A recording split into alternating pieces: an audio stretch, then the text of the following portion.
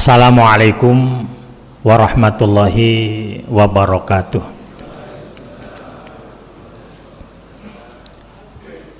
Bismillahirrahmanirrahim. Alhamdulillahi rabbil alamin. Nahmaduhu wa nasta'inuhu wa nastaghfiruh.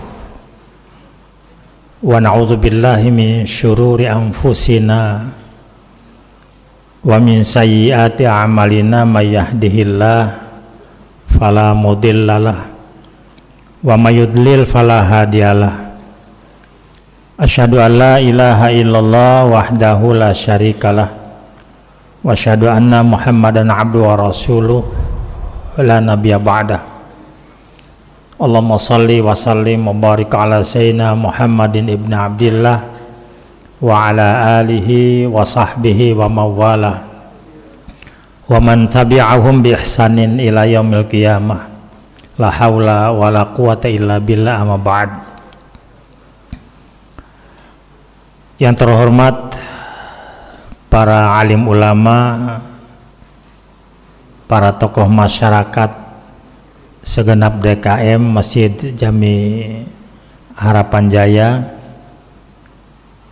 Bapak Ibu saudaraku jamaah subuh yang dirahmati Allah SWT, semoga kita semua selalu dalam keadaan sehat walafiat.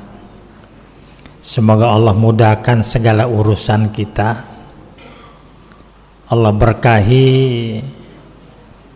kehidupan kita, Allah berkahi harta kita, Allah berkahi umur kita, Allah berkahi keluarga kita. Kita berharap pada Allah untuk selalu hidupnya maslahat di dunia hingga akhirat nanti. Insya Allah kita termasuk orang yang bahagia di dunia, dan nanti di akhirat Allah kumpulkan di surga Allah SWT, terbebas dari azab api neraka. Mari kita dengan bersyukur memuji pada Allah. Alhamdulillah, dan izin Allah, Allah berikan umur panjang kita dalam keadaan sehat walafiat.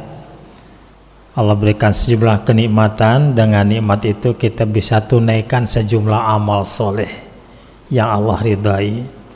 Baru saja kita sholat subuh berjamaah, mudah-mudahan ibadah kita semua diterima Allah Subhanahu wa Ta'ala. Salawat dan salam untuk Rasulullah Nabi Muhammad SAW, para keluarga, para sahabat, dan seluruh umatnya istiqamah sampai akhir zaman. Pagi ini kita akan bahas tentang murtad.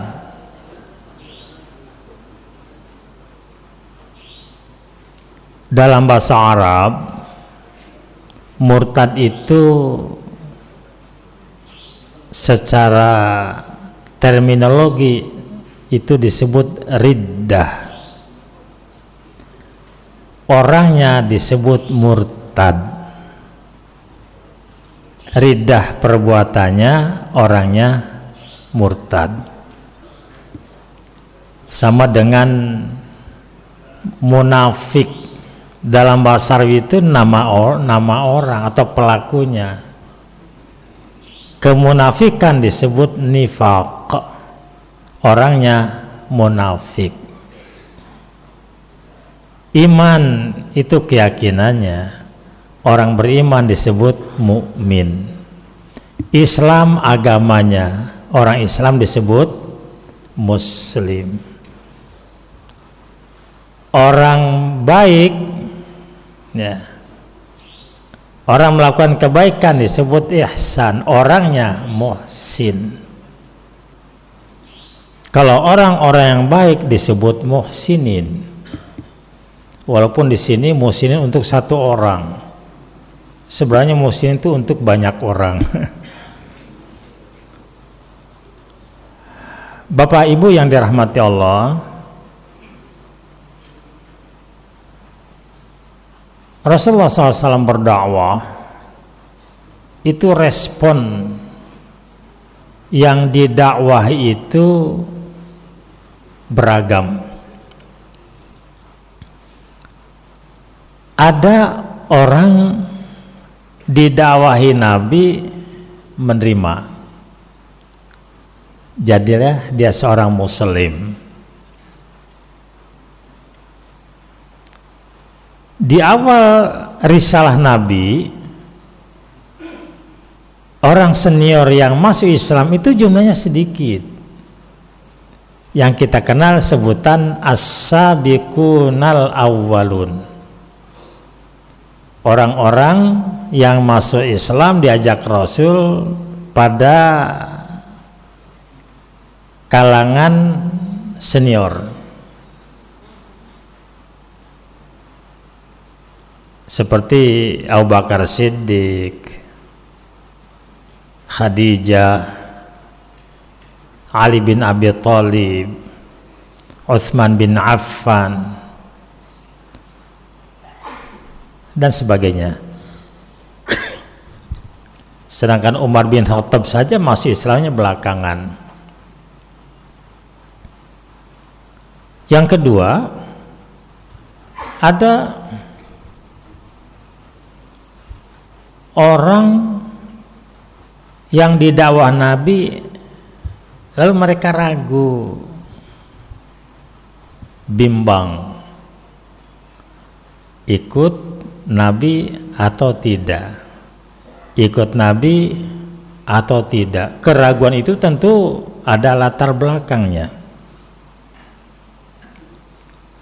Kalau orang yang punya jabatan tertentu, bagaimana, ada nggak konsekuensi dengan jabatannya ketika masuk Islam?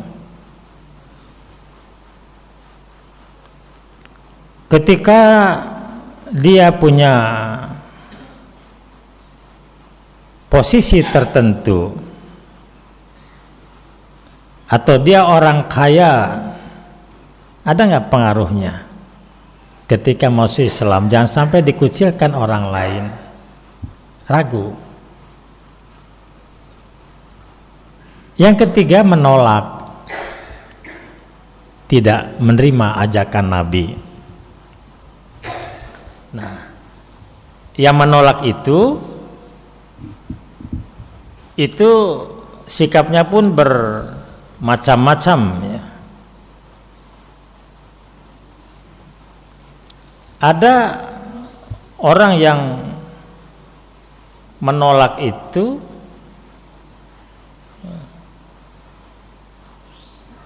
mereka dengan tegas ya, menyatakan dirinya tidak menerima dakwah Nabi. Mereka masuk pada kalangan kafirin, orang-orang kafir, atau bahasanya tetap mereka jadi orang kafir. Ada lagi hatinya menolak tapi pura-pura menerima. Itulah kalangan orang munafik, kalangan munafikin. Nah, belum lagi nanti ada yang kita bahas hari ini adalah ketika diajak Nabi, dia masuk Islam. Begitu Nabi wafat, kembali ke agama semula. Itu makanya tugas Abu Bakar Siddiq sebagai Khalifatul Rasul yang pertama, di samping berdakwah, di samping melanjutkan tugas yang diembankan kepada seorang khalifah, juga menghadapi dua musuh Islam, dan itu diperangi oleh Abu Bakar Siddiq. Yang pertama, mereka kalangan murtadin, orang-orang yang murtad. Mereka Islamnya karena Nabi Muhammad, begitu Nabi wafat sudah tidak Islam lagi. Yang kedua, kalangan orang yang enggan berzakat, karena mereka zakat karena ada Nabi. Nabi tidak ada, buat apa lagi zakat gitu ya. Hadirin rahimakumullah, maka jangan heran kalau ada di antara kita mengajak orang lain sikapnya beragam. Bapak Ibu, kalau kita renungkan pada diri kita, ketika Bapak Ibu mengajak saudara kita, keluarga kita, mengajak berbuat baik, kira-kira respon mereka, ada nggak yang menerima kebaikan kita? Ada? Ada nggak yang menolak?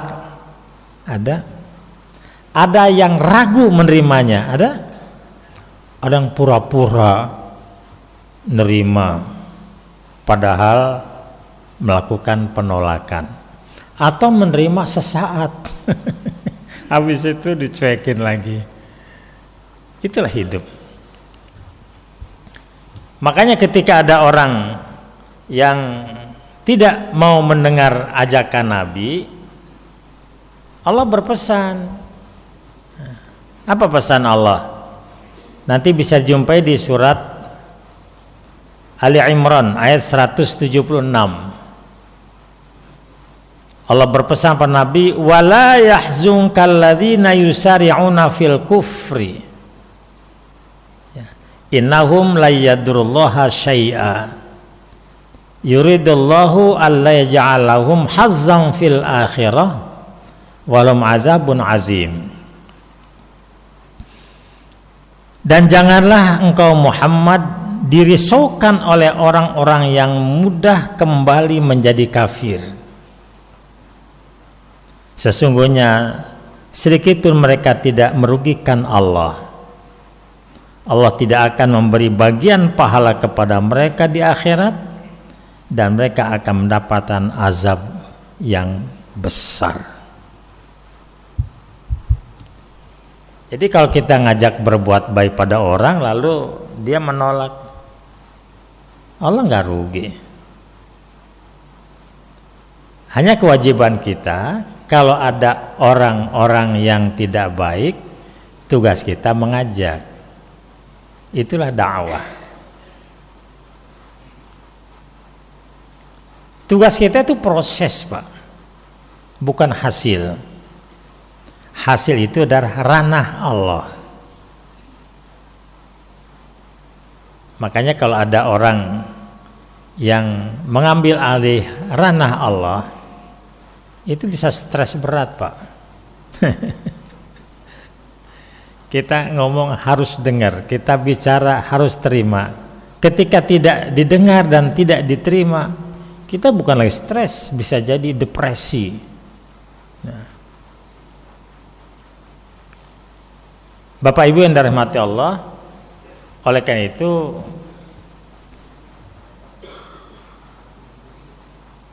ketika ada saudara kita melakukan kegiatan-kegiatan yang bisa menimbulkan pemurtadan yang menyebabkan dirinya keluar dari Islam, kita dakwahi. Sebagai umat Islam, kita wajib menjaga keislaman kita, keislaman saudara kita. Hanya persoalannya, apa sih penyebab orang jadi murtad? Ya. Nah, di sini ada beberapa hal yang ingin saya sampaikan. Ya.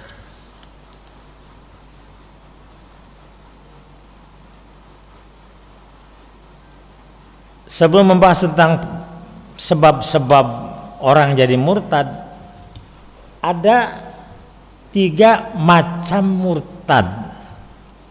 Yang pertama, murtad i'tiqadi, akidahnya yang murtad. Penyebab jadi murtad karena akidahnya. Yang kedua, af'ali, dia jadi murtad karena perbuatannya. Yang ketiga, aqwali, ucapannya yang membuat dia jadi orang murtad. Hadirin Bapak Ibu sekalian, apa penyebab murtad itu? Ini ada beberapa yang ingin saya sampaikan. Antara lain, pertama, asyakku fillah, ragu tentang keberadaan Allah. Sebenarnya Allah ada nggak sih? Ragu tentang Allah. Yang kedua, Awil Rasul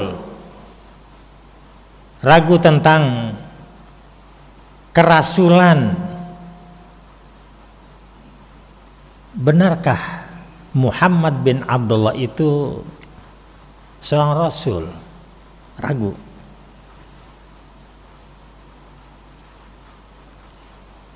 Layaknya rasul itu orang yang dekat dengan Allah. Tidak sedikit orang-orang yang kafir itu memandang aneh ketika rasul itu berbisnis.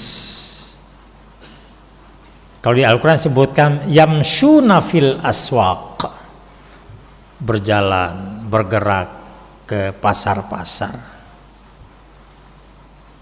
Karena manusia juga Rasul Allah itu perlu makan, perlu minum, sandang, pangan, papan, dan cara untuk mencari nafkah itu dicontoh oleh umatnya. Atau meragukan Al-Quran, itu menyebabkan kita jadi murtad. Apa benar Al-Quran yang di tangan kita sudah asli? Oh, jangan-jangan ada campur tangan manusia. Apakah benar Al-Quran itu firman Allah? Apalagi kalau mendustakan Al-Quran itu. Termasuk juga meragukan keberadaan hari akhirat. Sebab orang kafir kan punya anggapan, wa qalu in hiya illa hayatuna dunya wa ma nahnu bimab'usin, bahwa mereka itu punya keyakinan setelah mati selesai, tidak akan dibangkitkan dari alam kubur. Lalu ada ayat yang mengatakan, dan ini dakwahkan oleh sejumlah ulama, disampaikan para guru kita, bahwa nanti setelah meninggal ada kehidupan hari akhir.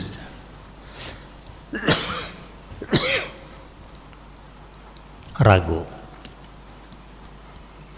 Satu sisi informasi yang diterima, dunia kehidupannya sungguhnya, setelah mati nggak ada kehidupan. Sementara ada informasi yang meyakinkan bahwa setelah mati akan ada kehidupan yang sesungguhnya, itulah hari akhirat. Tapi dia ragu. Awil jannah,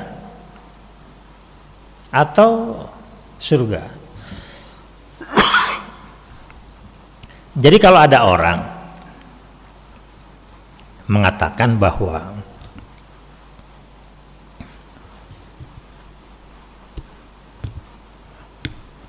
orang-orang Islam, apalagi ulama, ustadz yang dengan fasihnya menjelaskan tentang kehidupan akhirat, bahwa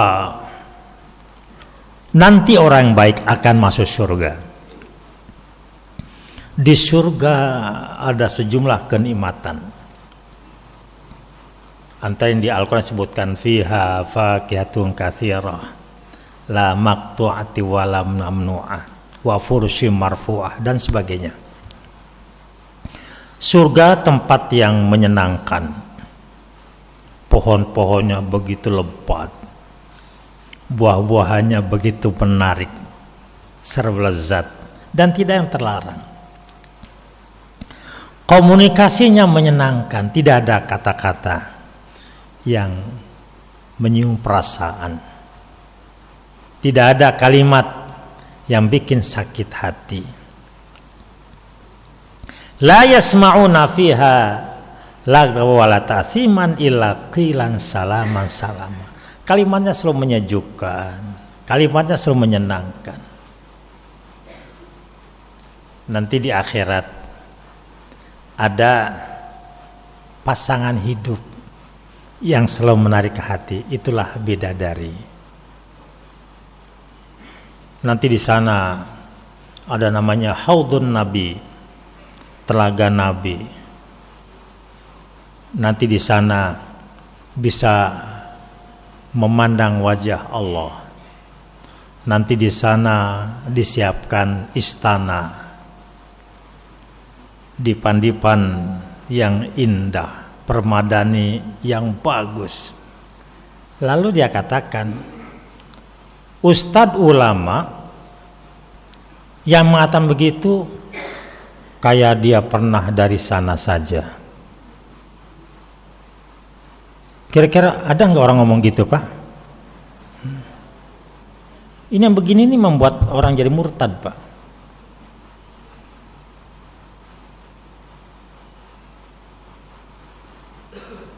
Awinar juga neraka.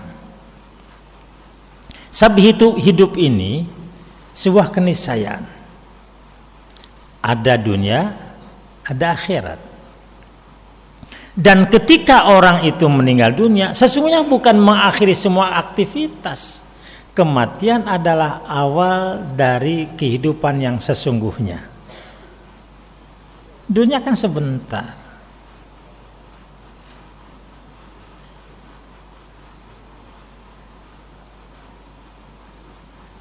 So nanti setelah dibangkitkan dari alam kubur, ada namanya Yaumul Hasyr, hari dikumpulkan di padang mahsyar.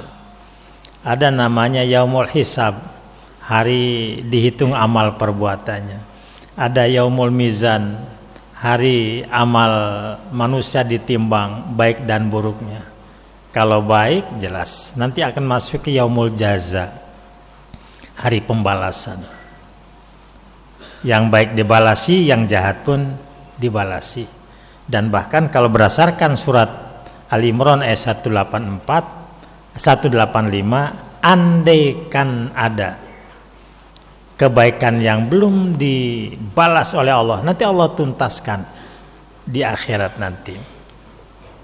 Wa innama tuwaffawna ujurakum yaumal qiyamah, nanti Allah tuntaskan, Allah sempurnakan balasannya pada hari akhirat nanti.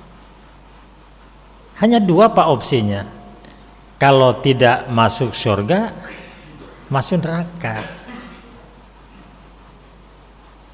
Satu di antara dua, tidak ada. Ya. Opsi yang ketiga, misalnya, ya Allah, aku pesan, saya tidak ke surga, tapi tidak neraka, saya berada di poros tengah, supaya bisa memantau ahli surga yang sebelah kanan atau ahli neraka sebelah kiri. Maaf, ini hanya contoh saja, bukan yang kiri ahli neraka ya. Ya.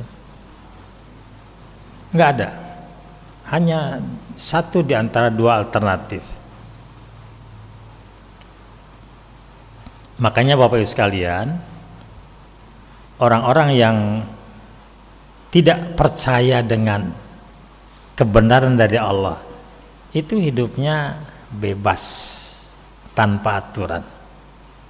Maka jangan heran Bapak Ibu sekalian, kalau khitab dari Allah, perintah dari Allah untuk hambanya, itu mereka yang Islam, mereka yang beriman. Orang kafir itu tidak dapat khitab. Orang kafir itu tidak diberikan beban untuk melaksanakan sejumlah perintah dari Allah. Itu makanya orang kafir hidupnya bebas, karena Allah tidak mengatur mereka. Sebab dari awal pun menolak ajaran Allah. Buat apa mikirin orang yang tidak mendengar ajaran Allah? Biar sebebasnya. Makanya jangankan orang-orang yang bebas aturan, Nabi pun pernah diingatkan, dan peringatan ini juga disampaikan kepada umatnya. Itu makanya dalam hadis Jabir disebutkan, an Jabirin qala Qala Nabi sallallahu alaihi wasallam atani Jibril wa qala ya Muhammad ish ma syi'ta fa innaka mayyitun. Kata Jibril, hai Muhammad, silakan kau hidup sesukamu, tapi ingat engkau akan mati. Ini kan disampaikan pada kita semua. Bapak Ibu mau hidup bebas tanpa aturan silahkan kok. Allah nggak rugi kok. Tapi ingat kau akan mati. Wahbib masyita fa innaka mufariquh, silahkan kau sukai apa saja ya kau kendaki. Tapi ingat itu akan berpisah denganmu. Wa'mal masyita fa innaka majziyum bih, silahkan kau berbuat sekehendakmu, tapi ingat perbuatanmu akan dibalasi. Jadi Nabi mengingatkan kepada umatnya sebagaimana Jibril mengingatkan dirinya. Awis sawab, termasuk ragu terhadap balasan Allah. Makanya man amila solihan fali nafsih, orang yang berbuat baik maka kebaikan untuk dirinya. Kalau di Al-Isra ayat 7, in ahsantum ahsantum li anfusikum, jika engkau berbuat baik berarti dia berbuat baik untuk dirinya. Termasuk juga awil iqab, hukuman, siksaan. Wa man asa'a fa 'alaiha, siapa yang buat buruk maka resikonya tanggung sendiri. Kalau lanjutan Al-Isra ayat 7, in ahsantum ahsantum li anfusikum wa in asatum falaha. Jadi hidup ini pilihan. Nah, jadi kalau masih ragu apa benar ketika kita maksiat akan diazab Allah, ragu, itu membuat orang jadi murtad. Termasuk tasyabbaha sifatan yajibu tanzihullah, ya, menyandangkan sifat manusia kepada Allah. Misalnya kal jismi. Makanya kaum mujassimah itu ketika Allah melihat, Allah bermata.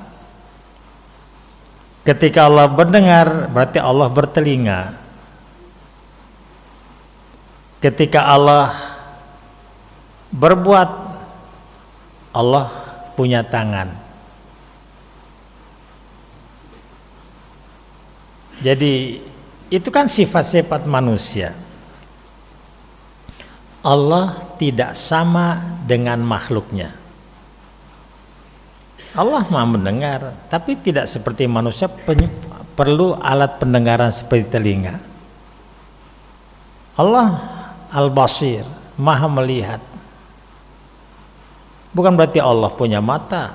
Coba bisa bayangkan Pak, sedunia ini Allah lihat. Bukan hanya bumi ya, langit pertama dengan jumlah jutaan bahkan miliaran malaikat, langit kedua lebih luas lagi, langit ketiga terus, langit yang ketujuh, apalagi di atas langit yang ketujuh yang disebut Arasy, di sana ada singgasana Allah. Bisa bayangkan kalau Allah bisa melihat semuanya, mata Allah segede apa Pak?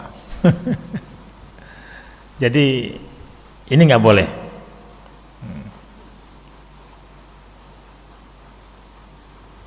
Yang berikutnya yang membuat orang jadi murtad, halala ma haramallah, menghalalkan yang diharamkan Allah, seperti berzina. Lalu kemudian Allah, zina toh ada masalah, Yang nggak boleh kan dipaksa atau diperkosa. Dia suka, saya suka. Apalagi dengan berzina kemudian berbagi rezeki. Niatnya sodakoh, ya nggak bisa Pak. Menghalalkan perzinahan. Termasuk al-liwat. Kalau zina hubungan laki perempuan di luar nikah, kalau liwat ini laki-laki dengan laki-laki. Lam wawu alif to, liwat to. Ya ini terjadi pada zaman Nabi Lut. Jadi liwat itu disandarkan dengan sebutan Nabi Lut. Dan itu pelakunya kaum Sodom. Makanya yang pelakunya disebut Sodomi. Nama tempat Sodom itu. Hadirin Bapak Ibu sekalian, termasuk yang membunuh demi sebuah perintah atasan, karena perintah atasan pembunuhan pun dianggap halal. Itu murtad Pak.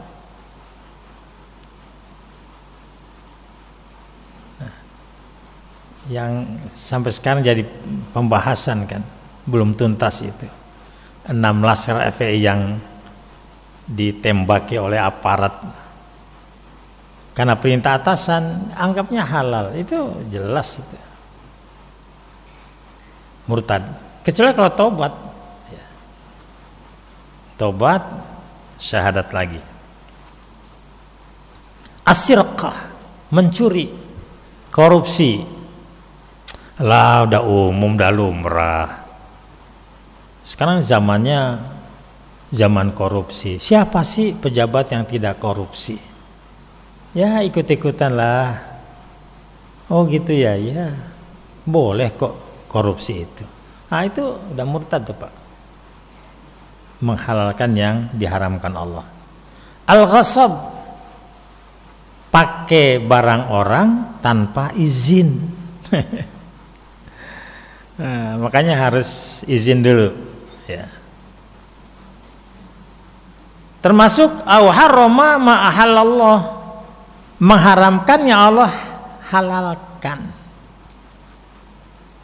Bapak Ibu sekalian ya, nikah itu halal. Ketika ada orang mengharamkannya, maka itu murtad. Tapi bukan berarti yang tidak nikah itu dianggap murtad. Sebab orang itu ada dengan kesibukannya, dengan tugas pokoknya membawakan, tidak tertarik Pak untuk nikah itu. Bukan karena benci, bukan mengharamkan pernikahan, tapi tidak ada ruang di pikiran, di hatinya untuk berkeluarga. Asyik nikmat hidup ini dengan mengajar dan menulis, menganalisa, jadi ilmuwan. Bahkan banyak ulama sampai membujang Pak, tidak nikah. Tapi bukan karena benci nikah, bukan. Apalagi mengharamkan pernikahan.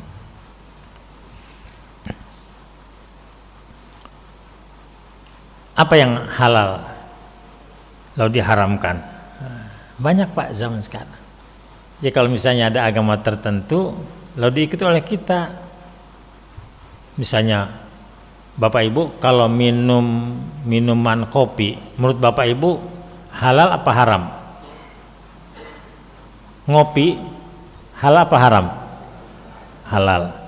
Ada nggak agama tertentu yang mengharamkan minum kopi? Ada? Ada.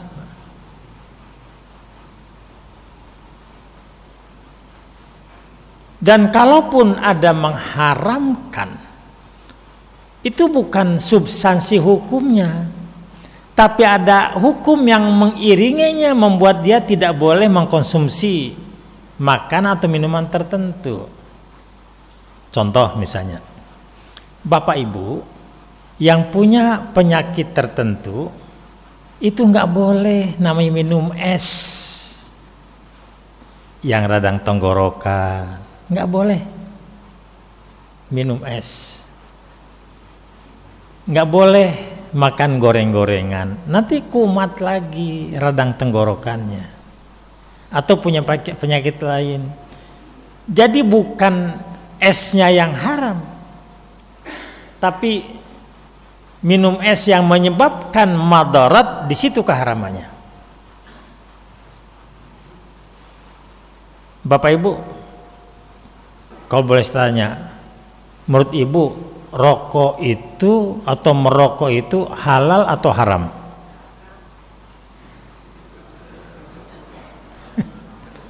Bapak jangan jawab dulu ya, ini ibu-ibu. Bu, menurut Ibu merokok halal atau haram? Tegas banget nih. Ibu senang punya suami yang suka merokok atau tidak merokok?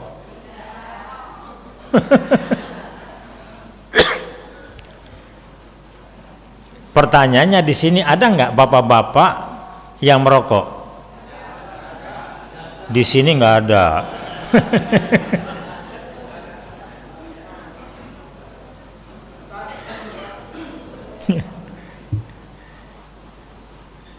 Jadi ingat sebuah kaidah, al-hukmu yadur ma'illatih. Hukum itu berlangsung bersama alasannya. Jadi kalau punya penyakit paru-paru ya jangan merokok lah, bahaya itu. Itu namanya menzolimi dirinya sendiri. Jadi mengharamkan untuk dirinya karena menimbulkan madarat.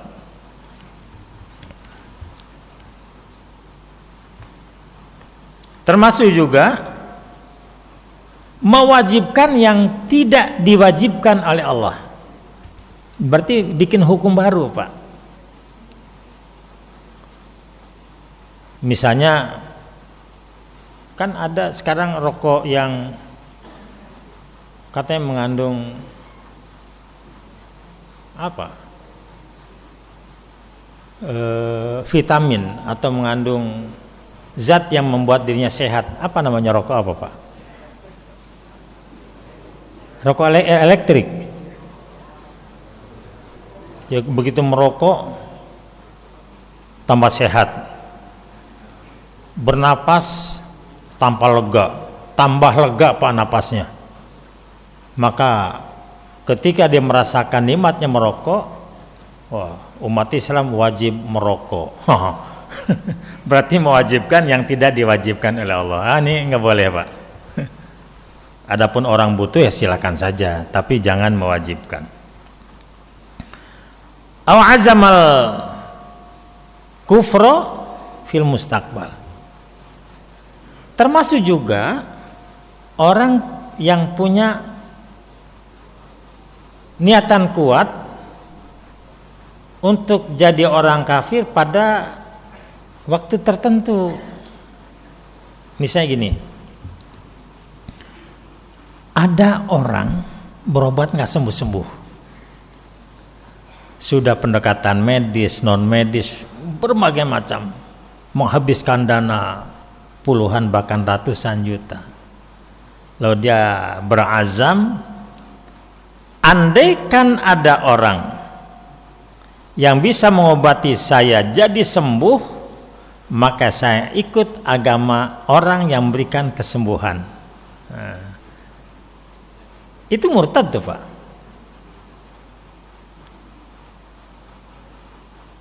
Di Asy'ara saja jelas sekali, Pak. Wa idza maritu fahuwa yashfin. Apabila aku sakit, dialah Allah yang memberikan kesembuhan. Manusia itu hanya mengobati, kesembuhan dari Allah. Siapa yang mengobati aku sampai sembuh, maka saya akan beralih agamanya sesuai dengan agama yang berikan solusi kesembuhan. Bapak Ibu, beberapa belas tahun yang lalu saya masih teringat ketika saya mengantar seseorang, katanya di sana terapi untuk berbagai penyakit di daerah Kelapa Gading. Saya antar ke sana. Saya lihat tampilannya ini bukan orang Islam. dan yang datang pun pasiennya beragam. Ada Islam, ada bukan Islam. Ketika yang datang itu orang Kristen, bacaan-bacanya dengan bacaan layaknya orang Kristen. Ketika yang datang orang Islam, bacaannya seperti bacaan orang Islam. Tapi saya perhatikan dengan seksama, dengan teliti, enggak benar ini orang. Apa yang dia katakan? Bismillahirrahmanirrahim, Allahu Akbar. Dengan nama Tuhan Yesus di surga. Ya Allah. Dengan nama Tuhan Yesus. Jadi Allahu Akbar disebutkan, Bismillah disebutkan, tapi Yesusnya pun disebutkan pula. Ini yang disebut dengan mencampur adukan antara hak dan batil. Haram tuh Pak, enggak boleh. Dan orang Islam haram berobat kepada orang seperti ini. Apalagi kalau dia punya satu azam, keinginan kuat atau rencana besar, nanti kalau sembuh saya ikut agama dia. Jadi terlepas sembuh atau tidak, saat itu dia sudah jadi murtad.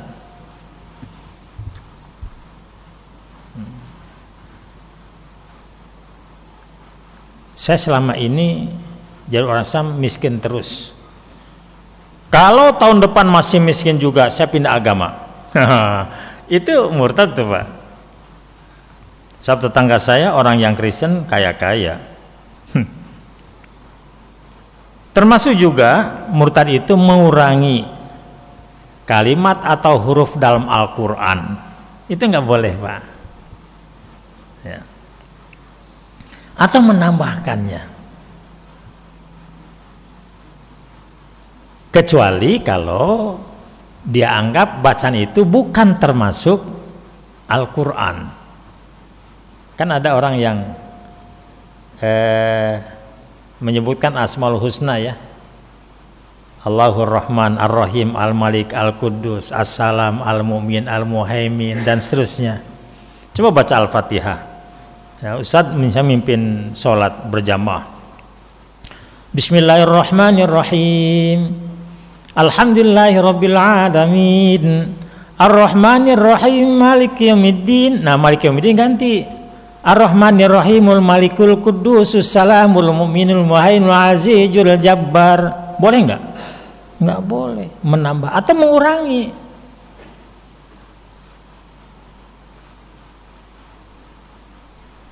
Misalnya Maliki Yaumiddin dikurangi Ar-Rahmanirrahim Al-Malik.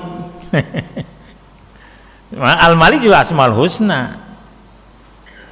Nah ini, atau juga misalnya di akhir Ihdinas syiratal mustaqim, tunjukkan kami jalan yang lurus, jalan yang benar, jalan istiqamah. Syiratal ladzina an'amta alaihim. Dah sampai situ tanpa ghairil maghdubi alaihim waladdallin. Nah, ini sudah murtad Pak.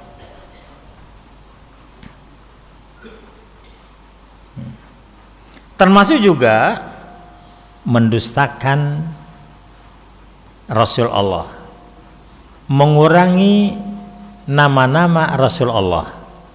Berapa Rasul Allah Pak semuanya? Ada berapa?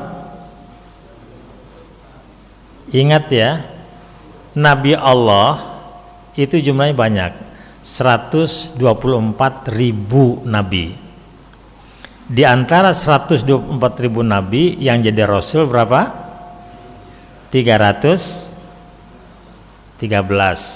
Di antara yang 313 kemudian yang jadi Rasul yang wajib diimani oleh umat Islam 25. Nabi Adam, Idris, Nuh, Hud sampai Nabi Muhammad. Satu saja dikurangi, itu sudah murtad Pak. Misalnya saya orang Islam, semua Rasul diimani kecuali nggak percaya dengan kerasulan Nabi Yusuf misalnya. Masa sih seorang Rasul sempat berselingkuh dengan Zulaiha? Nggak dianggap Pak ya. Itu makanya telah kafir Pak orang mendustakan satu Rasul di antara Rasul Allah.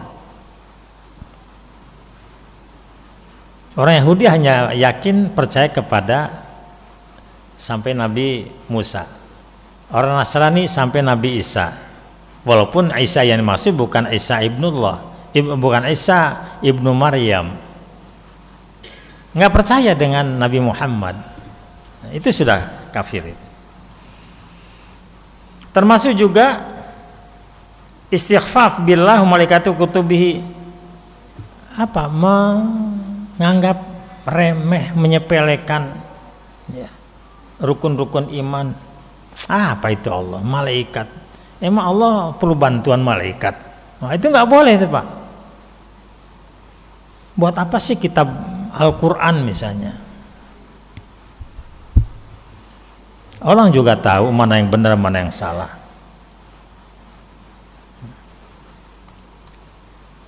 Termasuk juga menghina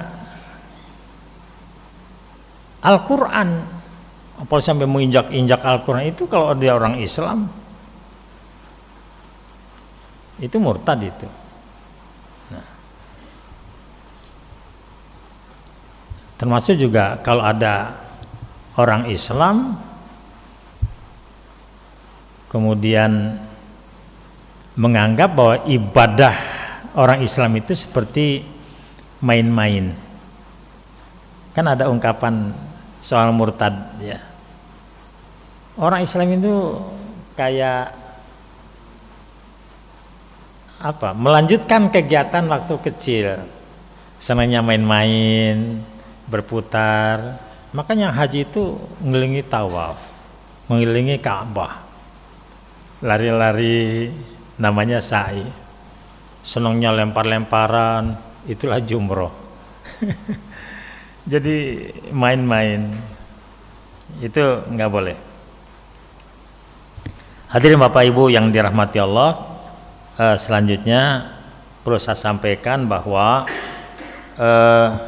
kalau ada orang murtad dan kita tahu benar-benar dia itu telah murtad, maka tolong jangan putuskan hubungan kita dengan dia. Jangan putuskan hubungan kita dengan dia. Tetap dibangun komunikasi. Apa yang kita lakukan? Dakwahi dia agar kembali ke Islam. Sebelum itu perlu klarifikasi. Bapak, kita teringat ya, mungkin di YouTube ada Profesor Dr. Honoris Causa Dahlan Iskan. Masih ingat? Kan bawa patung jalan, patung itu ditaruh di altar sebuah kelenteng. Masih ingat?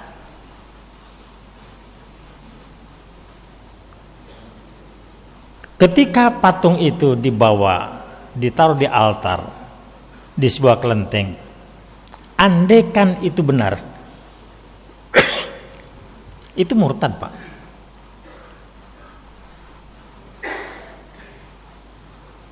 Saya coba telusuri, tapi lagi-lagi lewat YouTube Pak, ada analisa bahwa dia tetap Islam, hanya saja dia melakukan satu kegiatan sebagaimana mereka melakukannya. Itu kan sepulang dari Taiwan kan Pak ya, melakukan itu. Dia mengatakan saya tetap Islam. Bisa dibuka di YouTube itu pernyataan dan lisan tentang kemurtadannya. Pertama ya, kalau dia mengaku Islam, ya harus laksanakan ajaran Islam itu dengan baik, termasuk jangan ada Tuhan-Tuhan tandingan selain Allah. Kalau dia Islam, jangan tasyabbuh, menyerupai apalagi ikut-ikutan cara ibadah orang di luar Islam. Kalau orang Islam jangan ikut Natalan, Pak. Ini lagi-lagi masih banyak, Pak, orang Islam ikut Natalan.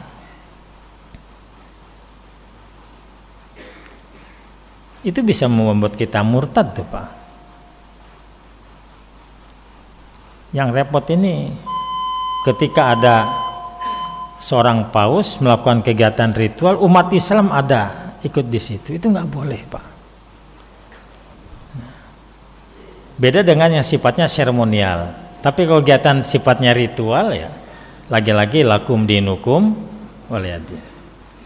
Baik, kita tutup dengan resiko orang murtad. Nah, andai kan diantara kita atau saudara kita atau kalangan kita murtad, apa resikonya? Pertama, amal kebaikannya itu dihapuskan oleh Allah. Jadi habis semua kebaikan selain kita lakukan, nol. Dan kalaupun dia beribadah, ibadahnya tidak ada manfaatnya, Pak, sia-sia. Yang jelas nanti tempat kembali adalah jahanam.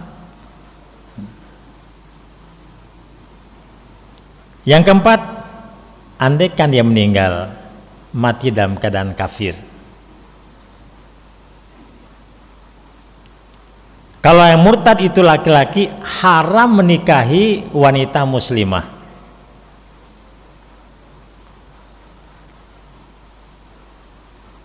Kalau dia punya anak perempuan, itu tidak boleh jadi wali untuk menikahkan putrinya. Ya. Andaikan ada keluarganya yang meninggal, itu tidak bisa menerima warisan dari keluarganya, atau dia meninggal dunia maka tidak bisa diwariskan kepada saudaranya Islam. Makanya ada hadis Nabi, la yatawarasu ahlul millatain, orang beda agama tidak boleh untuk saling mewarisi. Nah, yang berikutnya, andaikan dia meninggal, mayatnya tidak boleh diperlakukan layaknya meninggal orang Islam. Artinya tidak boleh dimandikan, tidak boleh dikafani, disolatkan, termasuk dikuburkan cara Islam. Apalagi didoakan. Bapak Ibu sekalian,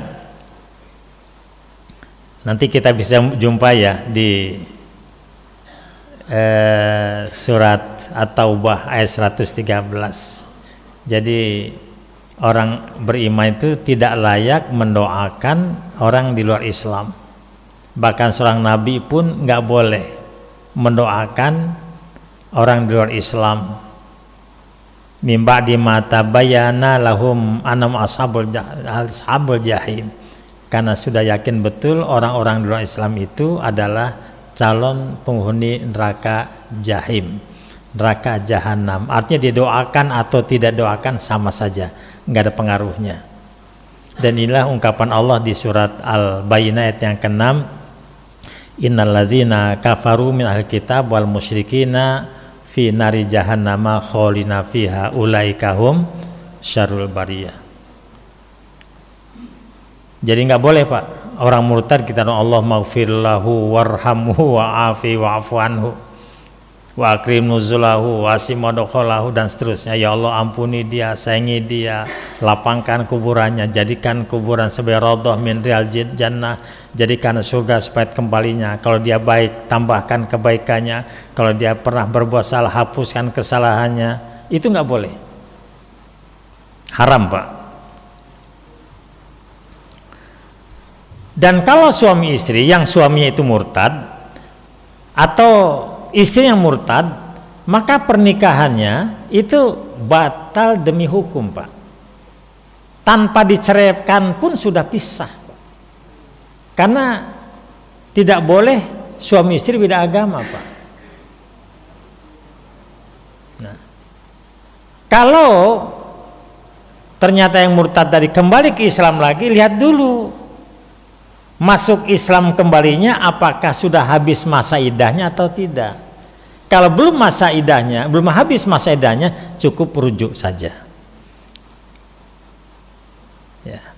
Tetapi kalau sudah habis masa idahnya, harus nikah baru lagi, layaknya 5 rukun nikah yang harus dipenuhi. Ada calon pengantin pria, calon pengantin wanita, ada wali, 2 orang saksi, dan ijab kabul. Nah ini lagi-lagi Pak, kalau ada orang Islam keluar dari Islam dan masuk lagi ke Islam, maka sejumlah tugas dia sebagai seorang muslim wajib diganti Pak.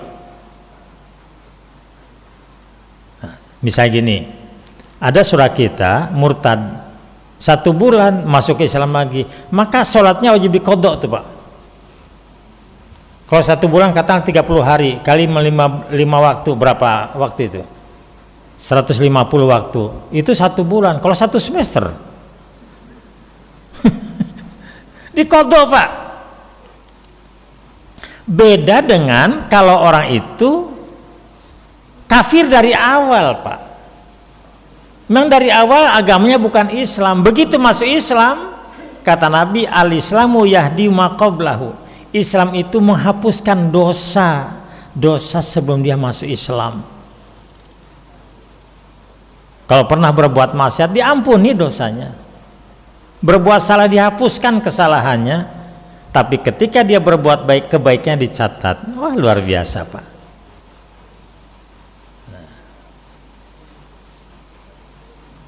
Kalau di hadis Nabi begini Pak, ini luar biasa Pak. Kalau ada orang Islam jadi murtad, itu nggak boleh Pak dibantu. Bahkan dalam satu Nabi mengatakan, man baddala dinahu faktuluh. Siapa yang menggantikan agamanya, maka bunuh dia. Itu hadis riwayat Tabrani. Kalau hadis riwayat Baihaqi, man ghayyara dinahu fadribu unuqah. Ya. Siapa yang merubah agamanya, maka penggal lehernya Pak. Jadi halal darahnya Pak. Tapi ini berlaku bagi negara yang memberlakukan syariat Islam. Tapi kalau tidak ada payung hukumnya, tolong tidak boleh dieksekusi antar orang per orang. Itu nggak boleh. Nanti itu melanggar HAM.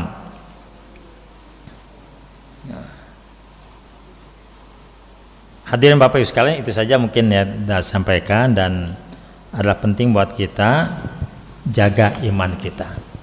Jangan sampai kita tidak sadar sudah lepas dari keimanan kita menjadi orang murtad. Bapak Ibu mungkin ada pertanyaan yang ingin disampaikan. Jangan sampai ada ungkapan-ungkapan yang kita tidak sadar, baik ucapan, perbuatan, termasuk keyakinan, yang membuat kita bergeser keimanan kita yang muslim menjadi murtad. Wallahu a'lam. Baik Bapak Ibu sekalian, silahkan yang mau bertanya. Kita buka Assalamualaikum warahmatullahi wabarakatuh. Waalaikumsalam warahmatullahi wabarakatuh. Saya mau tanya Pak mengenai itu masalah yang Bapak mengatakan merokok itu haram. Terus apa itu haram Pak? Saya pernah Pak, saya dulu perokok, tapi saya berhenti merokok karena merokok Pak. Aneh kan? Saya ngerokok tembakau, tapi untuk berhenti supaya saya tidak untuk mengatasi itu, saya merokok elektrik Pak. Paham Pak ya? Jadi kalau Bapak tadi bilang rokok elektrik itu haram, tergantung, menurut saya tergantung apa motifnya orang itu merokok.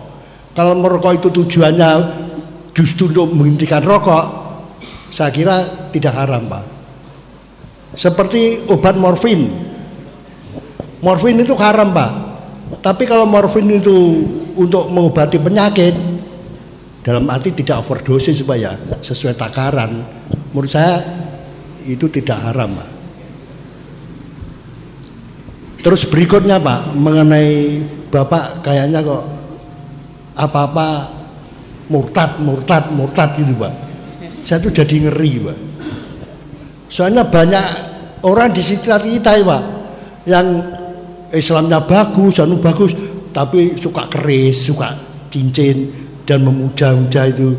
Lah kalau gitu orang seperti itu ini sudah digolongkan murtad, terus jangan disolatkan itu karena udah murtad gitu. Terus itu petinggi-petinggi pemerintahan kita itu kan negara jamak, Pak ya, harus mengayomi semua agama. Kita misalnya Islam sebagai pemimpin itu orang Islam, terus mengucapkan salam assalamualaikum warahmatullahi wabarakatuh. Terus kalau di apa banyak seperti anak budaya gitu. Terus kalau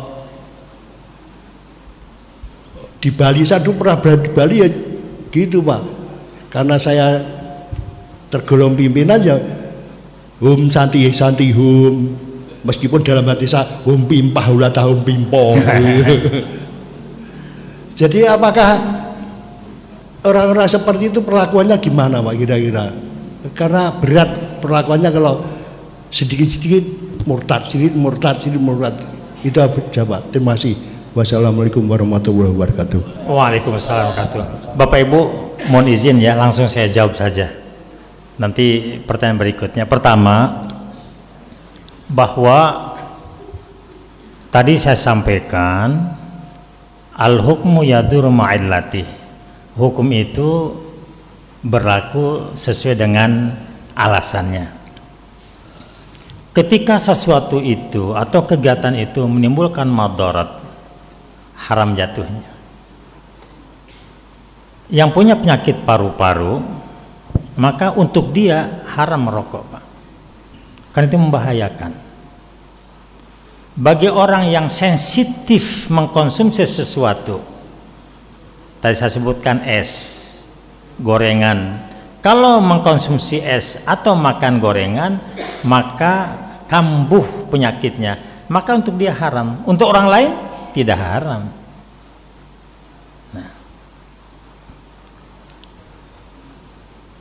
Nah, tadi saya sebutkan ngopi, ada agama tertentu mengharamkan kopi, Pak. Untuk Islam tidak ada ayat yang mengharamkan kopi. Termasuk saya sendiri pengopi, Pak.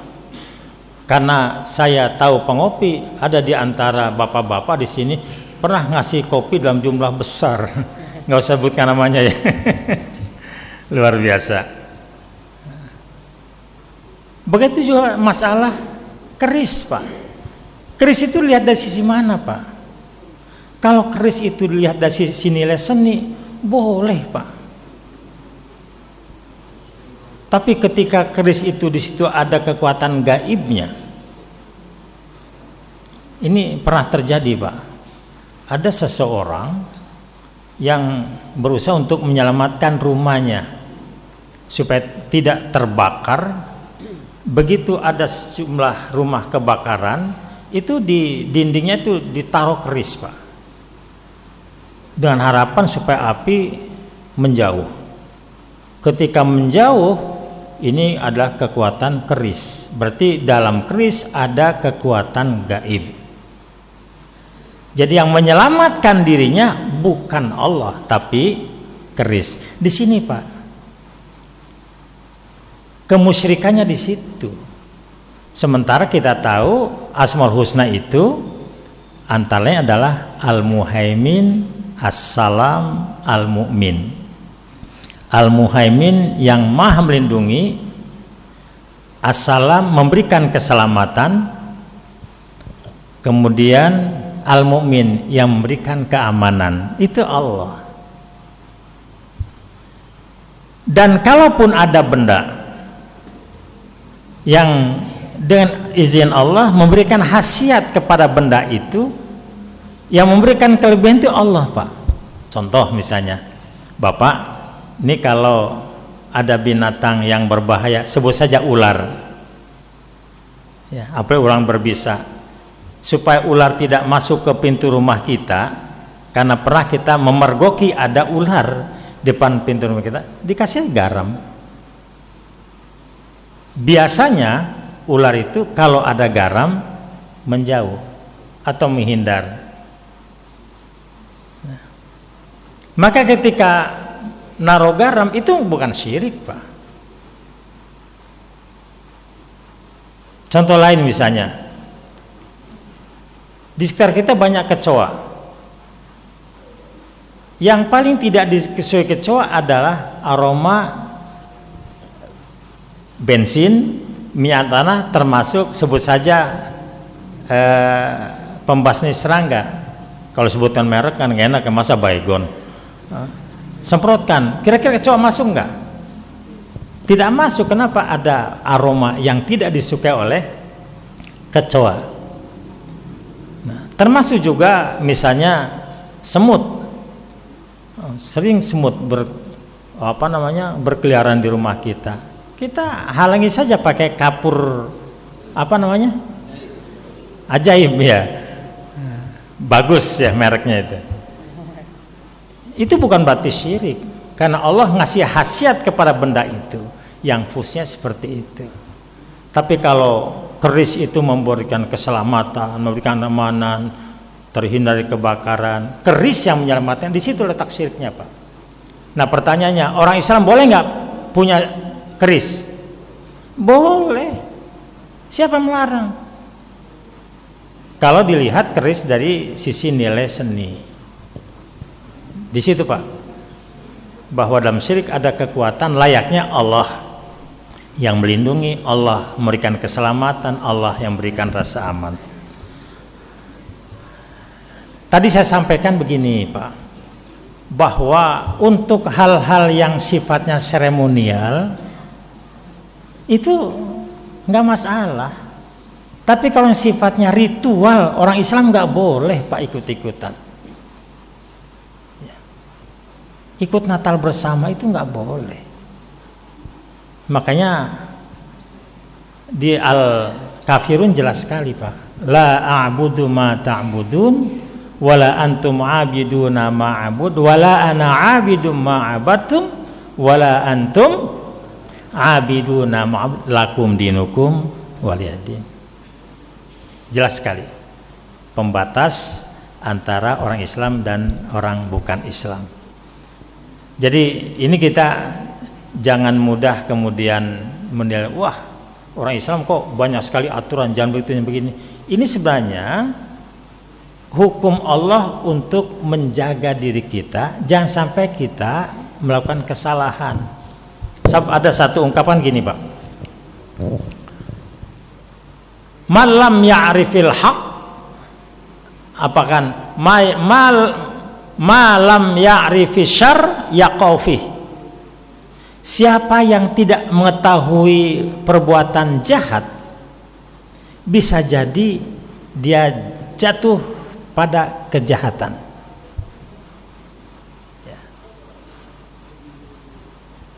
Orang tidak tahu bahwa bergunjing itu dosa. Orang tidak tahu bahwa melakukan yang disebut ghibah itu salah. Karena tidak tahu, bisa jadi melakukan pergunjingan, melakukan gosip, karena tidak tahu. Nah, begitu juga ketika kita tidak tahu ini yang bisa menimbulkan kemurtadan, kemusyrikan, maka dia melakukan hal itu karena memang tidak tahu. Itu saja, Pak. Terima kasih, luar biasa. Ada lagi? Ada lagi. Yang mana dulu nih? Silakan. Ini ya, kewenangan pembawa acara, Pak. Terima kasih. Assalamualaikum warahmatullahi wabarakatuh. Waalaikumsalam warahmatullahi wabarakatuh. Pak Ustadz yang kami hormati, tadi saya menyimak apa yang disampaikan Pak Ustadz. ada rujukan terkait dengan penanganan murtad. Man badala dahu ya Pak tadi. Dahu fa'aktuluh. Siapa yang pindah agama maka bunuhlah. Apakah ini karena Al-Quran ada kekosongan hukum terkait dengan penanganan ini, sehingga salah satu sumber hukum Islam hadis itu sampai mengeluarkan begitu?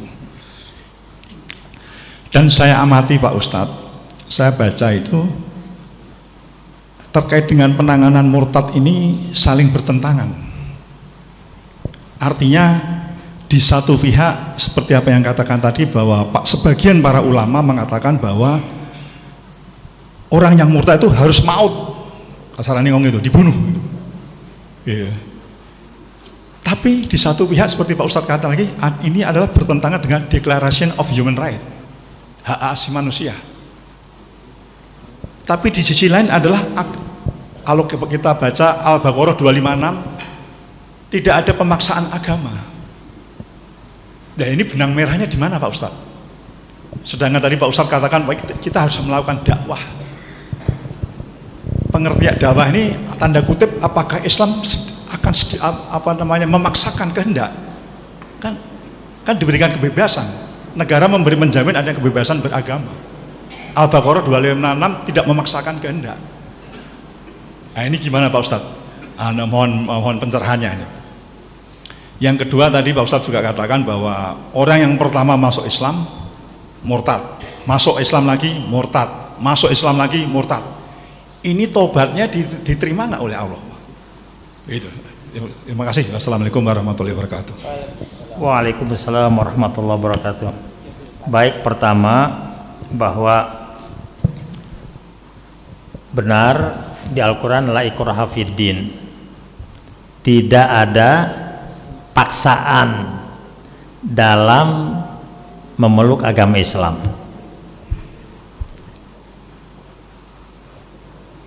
Ditambah lagi di surat Al-Kahfi ayat 29, wa qul haqqum min rabbikum faman syaa'a falyu'min wa man syaa'a falyakfur.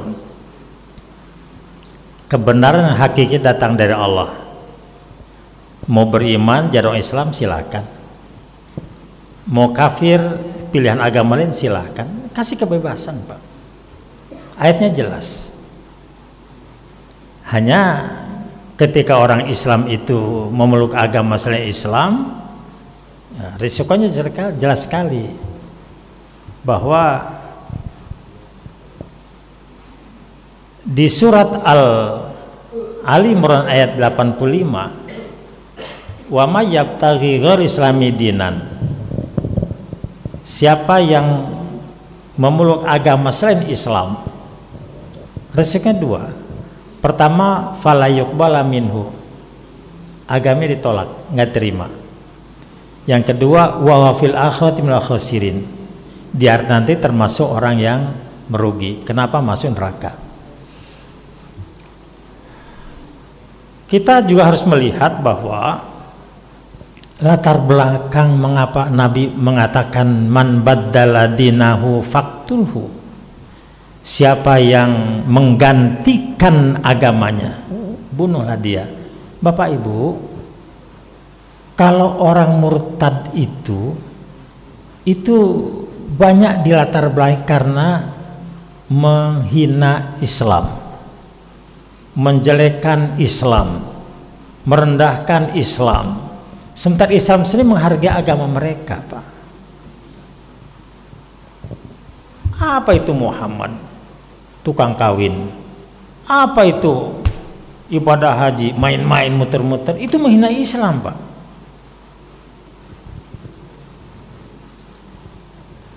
Adapun maaf ya, yang saya sampaikan yang disebut dengan murtad akidah, sulit kan tidak mendeteksi, kan ada dalam hati Pak. Tapi kalau af'ali berupa perbuatan itu jelas Pak, frontal Pak.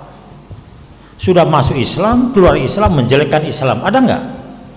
Ini yang begini nih Pak yang merusak hubungan antar personal, hubungan hidup beragama. Orang begini yang recokin hidup beragama, beresin Pak. Kira-kira gitu Pak kata Nabi. Jadi tidak serta-merta pindah agama bunuh, enggak begitu. Justru Nabi berusaha untuk mencoba menciptakan suasana yang damai. Kalau jadi orang Islam, jadi orang Islam yang baik. Kira-kira gitu Pak. Toh kebebasan hidup beragama juga dijamin. Bahkan kalau kita perhatikan, ada orang kafir yang dari awal belum sempat masuk Islam atau tidak pernah masuk Islam, itu orang begitu harus dibaikin Pak. Kalau dia lapar kasih makan, kalau sakit diobati Pak, wajib Pak. Bahkan di hadis Nabi disebutkan, man kana yu'minu billahi wal yaumil akhir fal yukrim jarahu. Siapa yang beriman kepada Allah dan hari akhir, muliakan tetangganya Pak, hormati tetangganya, perhatikan tetangganya. Jadi kalau ada orang, maaf ya, di luar Islam mati karena kelaparan atau kurang gizi, kita orang Islam berdosa Pak, gitu Pak. Jadi tidak sesederhana yang secara redaksi man baddala dinahu faktulhu, nggak begitu. Nah, jadi karena itu Islam justru melindungi umat beragama. Islam mengajarkan sebuah kedamaian. Siapa yang ngerecokin agama, beresin. Kira-kira gitu Pak. Itu Pak jawaban yang saya sampaikan. Ya, silakan berikutnya. Pak. Bismillahirrahmanirrahim. Assalamualaikum warahmatullahi wabarakatuh. Waalaikumsalam warahmatullahi wabarakatuh. Mohon izin Ustadz, supaya ada yang bisa dibawa ke rumah nih oleh kita nih, katakanlah gini, murtad berat. Nah, yang paling ringan adalah bagaimana usaha kita atau katakanlah niat kita atau perbuatan kita dalam meminimalisasi murtad ini. Karena kalau saya tangkap murtad ini ringan tapi berat, ternyata berat. Nah, sebab itu apakah cukup hanya kita berdoa atau taubat? Mohon bahan ini akan saya bawa kita ke rumah. Terima kasih. Aan Sukandar. Sederhana Pak. Kalau ada orang yang murtad, suruh syahadat, selesai Pak.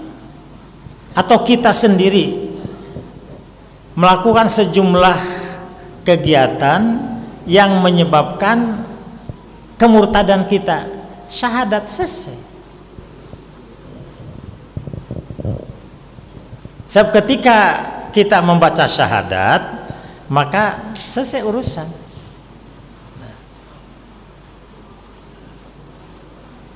Misalnya kita menghina Al-Quran, kita menghina seorang Rasul, kita menganggap bahwa Islam itu biadab. Apalagi misalnya ada orang mengatakan bahwa Islam yang sebenarnya ya Islam kayak gini, bukan Islamnya orang Arab, itu Islam abal-abal. Itu kan melecehkan Islam di Timur Tengah, itu nggak boleh Pak. Sementara Nabi Muhammad diutus di Arab, itu nggak boleh. Dan umat Islam tidak boleh menganggap dirinya paling hebat. Fala tuzakku anfusakum. Yuk kita berbuat yang terbaik. Bapak Ibu sekalian, kenapa saya sampaikan tadi sejumlah penyebab orang jadi murtad? Ini sebenarnya untuk antisipasi, jangan sampai kita terjerumus pada kegiatan yang menyebabkan kita sadar atau tidak sadar jadi murtad. Itu Pak intinya. Sebab kalau pembahasan tentang murtad datar saja, orang nggak terkejut Pak. Oh ternyata ucapan saya salah, oh ternyata sikap saya salah. Setelah bangun kan melek Pak. Ketika melek tahu mana hak mana yang batil. Nah, jadi karena itu para kita semua, saya sampaikan tentang bab tauhid ini adalah bab yang memang hitam putih, Pak. Antara hak batil jelas, hal haram jelas. Beda hanya dengan kajian-kajian fikih, apa yang menyangkut masalah furu'iyah. Ketika hal yang sifat furu'iyah itu boleh memilih, Pak. Tapi kalau tauhid, ya antara hak dan batil. Makanya famadza ba'dal haq illa dhalal. Kalau sudah ada yang benar, maka yang lain tidak benar. Itu akidah, Pak.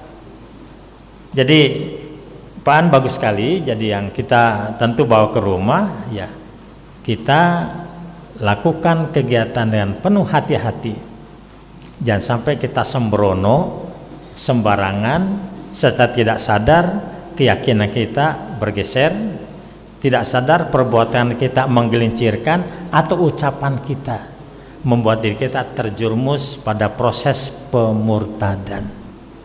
Itu saja. Terima kasih. Cukup ya? Cukup, Ustaz. Baik, Bapak Ibu sekalian, demikianlah untuk pengajian pagi hari ini. Kita ucapkan jazakumullah khair untuk guru kita. Mudah-mudahan Allah senantiasa menjaga beliau, diberi kesehatan, keberkahan, panjang umur. Dan sebelum kami tutup, kami ingatkan kembali apa yang menjadi garis besar agar kita lebih berhati-hati, karena di sini ada 3 hal yang bisa membuat kita murtad. Salah satunya adalah i'tiqadi, tadi ada masalah akidah atau keyakinan, terus kedua ada fi'liyah atau perbuatan, dan ada qauliyah, ucapan. Jadi dengan ilmu yang alhamdulillah guru kita sudah sampaikan, mudah-mudahan kita lebih bisa menempatkan kalimat perbuatan ataupun juga keyakinan kita pada tempat yang tepat, karena konsekuensinya adalah kita keluar dari Islam. Nauzubillahi min zalik. Demikian kita tutup dengan hamdalah dan doa kafaratul majlis. Alhamdulillahirabbil alamin. Subhanakallahumma wa bihamdika asyhadu an la ilaha illa anta astaghfiruka wa atubu ilaik. Wassalamualaikum warahmatullahi wabarakatuh.